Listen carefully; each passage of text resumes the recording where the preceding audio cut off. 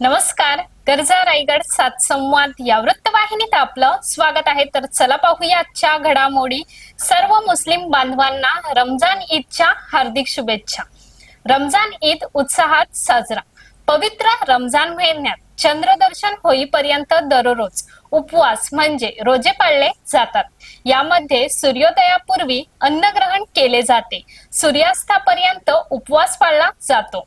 सूर्यास्ताला प्रार्थना झाल्यावर उपवास सोडला जातो. असे दररोज रोजे पाळले जातात. या काळात कुराण ग्रंथाचे वाचन व चिंतन मनन केले जाते.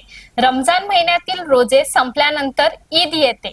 ईदला नवीन वस्त्र परिधान करून मुस्लिम बांधव ईदगाह किंवा मशिदीत नमाज अदा करायला जातात. अल्लाच्या प्रती नमाज अदा केल्यानंतर मुस्लिम बांधव एकमेकांना आलिंगन देऊन ईदच्या शुभेच्छा देतात. या दिवशी मित्र असो वा शत्रू दोघांची गळाभेट घेऊन शुभेच्छा देतात. पेण शहरात वरच्या मोहल्ल्यात व खालच्या मोहल्ल्यात ईदची नमाज मुस्लिम बांधवांनी पठण केली.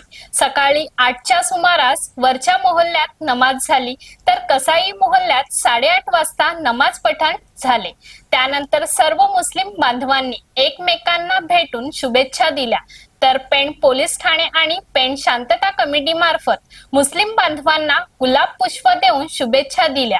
उपविभागीय पोलीस अधिकारी जालिंदर नालकुन, पेण पोलीस ठाण्याचे पोलीस निरीक्षक संदीप बागुल हे स्वतः हजर होते. त्याचबरोबर शांतता कमिटी सदस्य अमोल घोटणे, नगरसेवक कृष्णा भोईर, माजी नगरसेवक संतोष पाटील हे सुद्धा उपस्थित होते.